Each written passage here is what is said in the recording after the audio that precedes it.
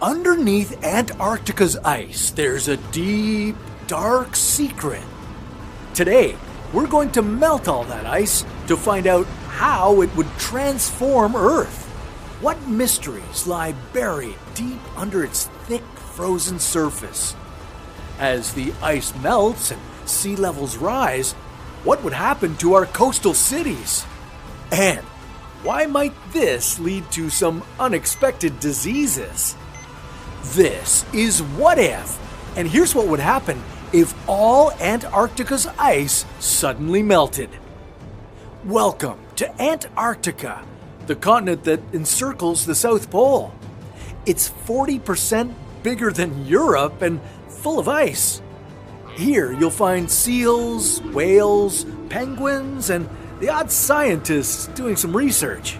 And on this continent, you'll find an ice chunk the size of Florida.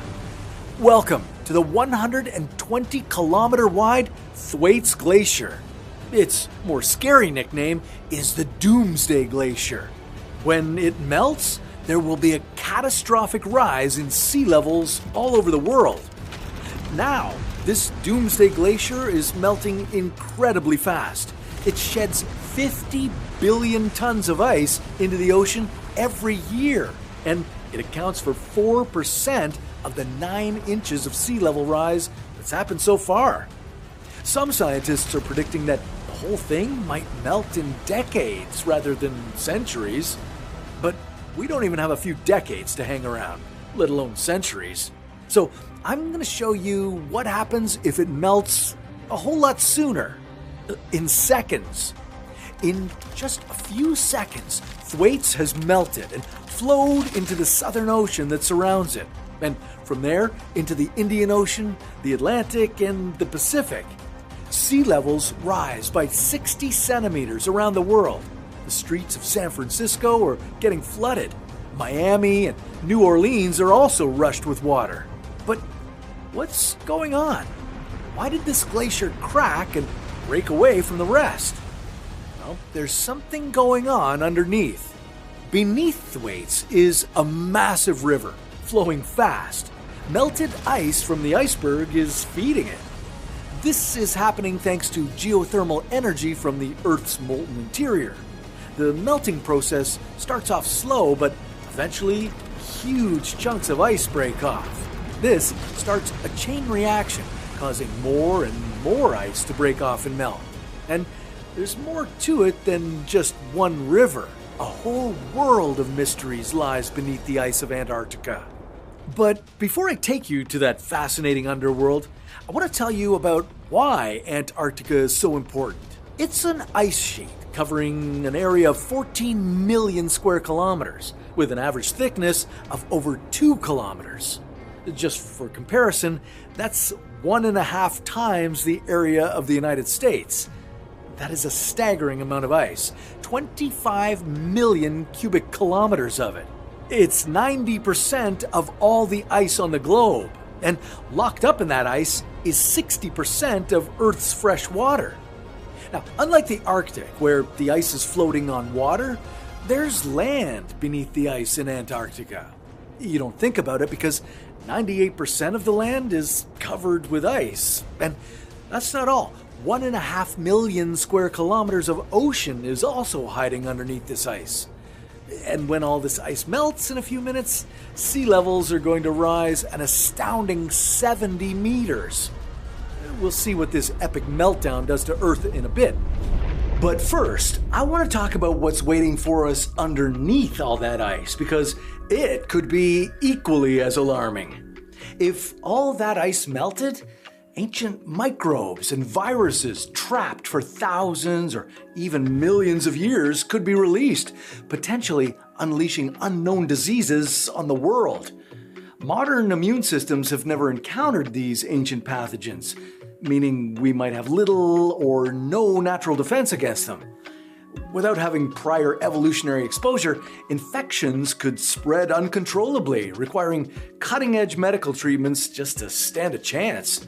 Some infections might even demand higher dose antibiotics or controlled release drugs to fight off prolonged illnesses. Luckily, we're already making progress on technologies that can help tackle these challenges. One biotechnology company called GelTech is revolutionizing medicine with its gel-based drug and nutrient delivery system. Their patented technology allows for the higher doses and the controlled release timing necessary to fight these tough infections. But it's not just for extreme medical cases. It's solving a problem for nearly 1 billion people worldwide who struggle to swallow pills. Instead of choking down a tablet, imagine taking a medication in a smooth and easy-to-use gel. Game-changing, right? Well, it doesn't stop there. GelTech's system is suitable for human and animal health, with applications in pharmaceuticals, nutraceuticals, pet care, and sports performance. Right now, GelTech is focused on the nutraceutical market with over 70 products, and it's working towards FDA approval for its drug delivery platform. Publicly traded on the NASDAQ under GELS, it collaborates with brands to integrate its gel technology into new and existing products. This could be the next big leap in drug and nutrient delivery, poised to disrupt a market worth nearly $500 billion. If you want to learn more about GelTech's huge growth potential, click the link in the description. But as you'll see later in our video, it'll take more than just their cutting-edge technology to fight what's hidden beneath the ice. Let's take a look at the bizarre creatures waiting for us inside this frozen landscape. As you explore this uncharted territory, you'll get a peek at the ocean floor, and just above you, you'll see the underside of the ice.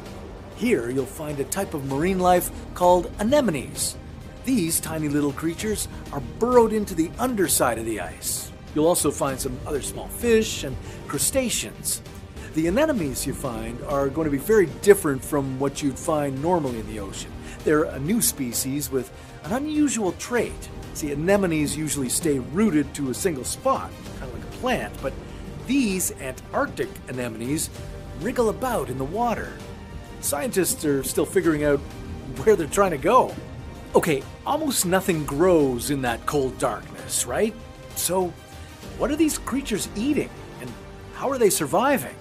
Well, it's probably little bits of plankton and poop ferried in by ocean currents, but they're also eating something that's super weird and kind of gross. It's the ocean equivalent of rotting food in the back of your fridge. These creatures are eating millions-of-year-old rotting skeletons, bodies, and ancient bacteria that were around when Earth was much warmer. Ooh, watch out! A few more massive glaciers are about to break off. As the neighboring glaciers to Thwaites separate and melt, more water pours into the oceans. Worldwide, sea levels rise another 2.5 meters. Cities on the east coast of the United States are covered in water. Boston, New York, Miami, millions of people are affected. Even as cities are getting submerged, something bizarre would be going on right off the coast of Antarctica. Close by, the sea level would actually be falling as all this ice was melting, while the sea level further away would be rising. Now, why would this strange event be happening? Well, remember, the Antarctic ice sheet is enormous. It weighs a mind-boggling 24 billion megatons. So it exerts its own gravitational pull on the surrounding waters, which raises the sea level nearby. But when the ice melts, the power of that gravity is gone, so sea levels nearby fall, just as they're getting higher elsewhere. Over in the east end of Antarctica, the Denmark and Scots glaciers have melted. This adds another 1.5 meters of water to our oceans. Now, at a 4-meter rise, the United States is now losing national monuments. The Jefferson Memorial is underwater, Fenway Park is submerged, major coastal cities around the world are also flooded. Shanghai, Lagos, Mumbai, Jakarta, ports are flooded and destroyed. And all that salty water is flowing into farmland and destroying our crops. Even worse, underground aquifers that give us drinking water are now contaminated with saline spilling over from the ocean. What's scarier is that the contamination runs deeper than just salt. The Antarctic ice carries bacteria that have traits that are dangerous to human beings. Some of these bacteria cause infections, and they're linked to diseases like cystic fibrosis. But it gets worse. They have an even more deadly superpower. They're resistant to the antibiotics we use to treat diseases today. If they exchange parts of their genes with the bacteria of our world, the resistance to drugs will only grow and spread to even more bacteria. At this point, we humans would be toast. We'd no longer be able to fight off bacterial infections. Not good if we're drinking contaminated water. But like any Hollywood villain, these bacteria also have a good side. They can help us create new and better antibiotics. They can help clean up toxic waste sites and maybe even be part of a new biodegradable alternative to plastics. As more and more ice breaks off and melts, other ecological systems are getting thrown out of whack. For one, the melting ice is changing the way ocean currents flow. Before all this ice melted, the water in the oceans moved around in a very particular way. Dense, salty water sank to the bottom of the ocean floor, pushing the less dense water up to the surface. Through this movement, the water acted like a giant conveyor belt, transporting heat and nutrients from one place to another. This is a key factor for the survival of marine life. Now, with fresh water from melting glaciers entering the picture, the water at the ocean's surface becomes less salty and dense and doesn't sink down as far.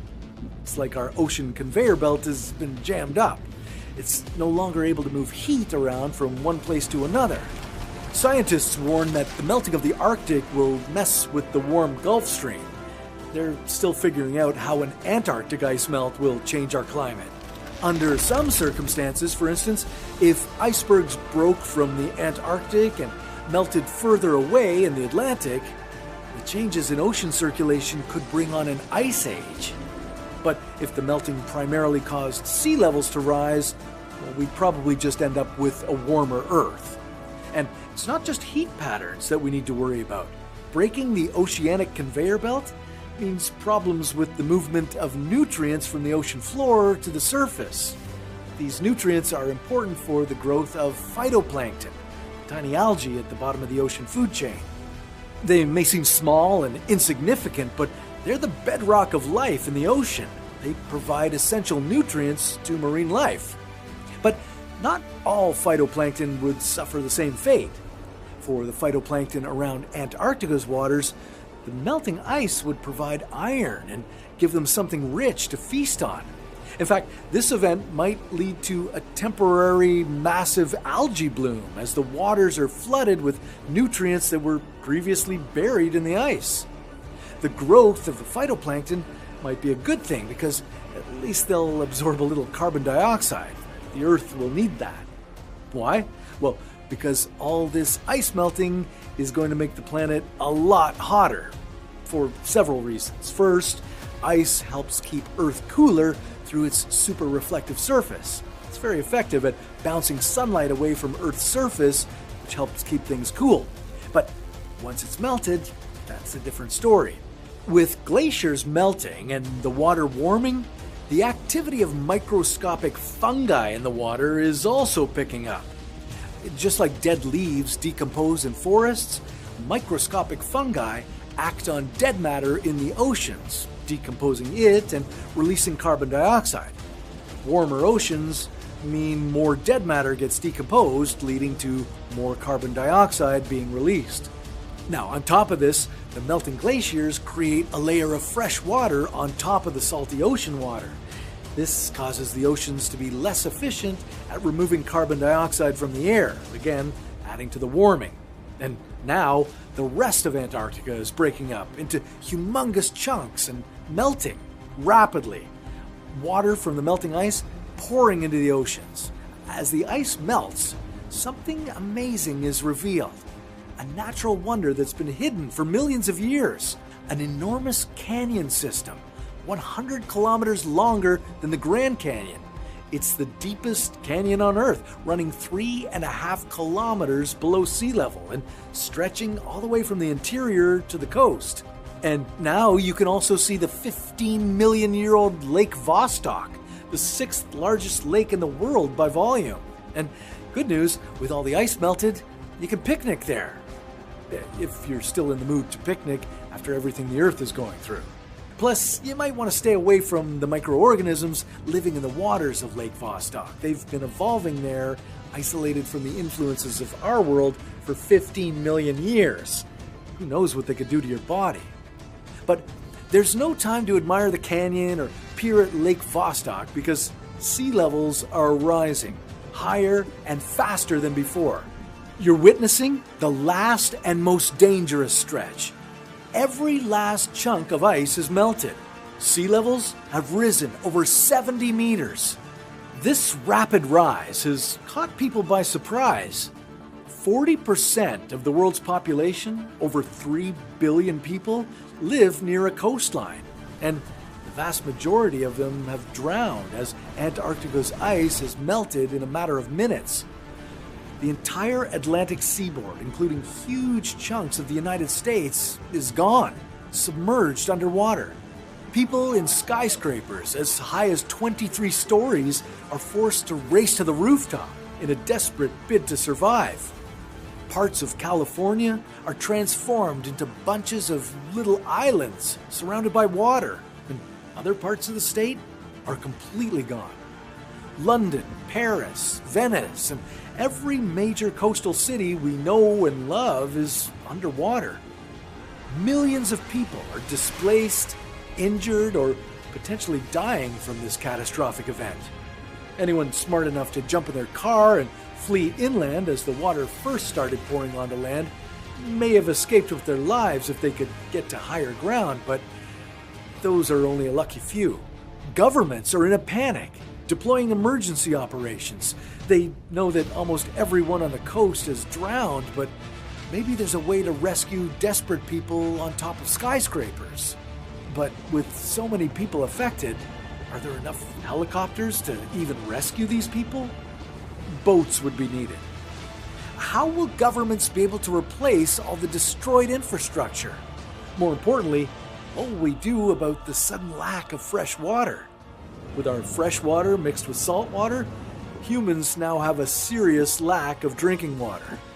Suddenly, the land in the interior has become the hottest property. People living in the US Midwest are super happy they were never ever part of the wealthy coastal elite.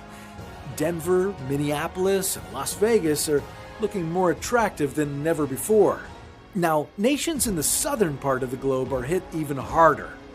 All of Bangladesh, with a population of 160 million people, is underwater. Geopolitical tensions rise as countries are looking for aid, but since so many places are hit, help is hard to come by. Now that all of the ice is gone, there's still another thing that has to melt. The permafrost. This is the soil that's been frozen at the poles for more than 40,000 years. As it thaws, it releases the carbon dioxide and methane that are trapped underneath it, causing the Earth to warm more and melt even more of the permafrost. As the permafrost thaws, it's as if someone popped a frozen dinner into the microwave. Tiny organisms start to munch on the freshly thawed ancient organic matter. As they do this, they fart out carbon dioxide and methane, which causes global temperatures to rise even more. Great, now we're breathing in microorganism farts and it's getting hotter. Worst scenario ever. Oh, but it can get even worse. In the midst of all this, it's possible that DNA viruses in the permafrost will thaw and kick off a global pandemic. Creating a vaccine in the midst of this catastrophe would be a challenge like never before. Plus, it's hot. Earth is 5 to 10 degrees Celsius warmer. The heat is what's driven the entire ice sheet to melt, but now these changes are making it even hotter. With the average temperature on Earth now almost 27 degrees Celsius, a mass migration of people begins. The most popular spots? Well, Canada, Alaska, and the newly unveiled Arctic and Antarctic regions. These are the new tropical paradises. 34 million years ago, Antarctica was a temperate rainforest, like New Zealand. Maybe that's going to happen all over again. Palm trees on the Antarctic coast and alligators swimming in the warm South Ocean. Thank goodness Antarctica is not actually melting in a matter of minutes.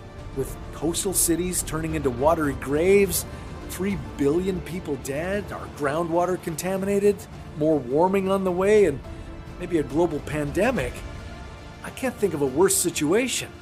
Unless, of course, land and water suddenly switched places. But that's a story.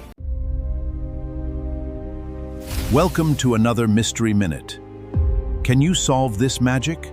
Like and subscribe for more.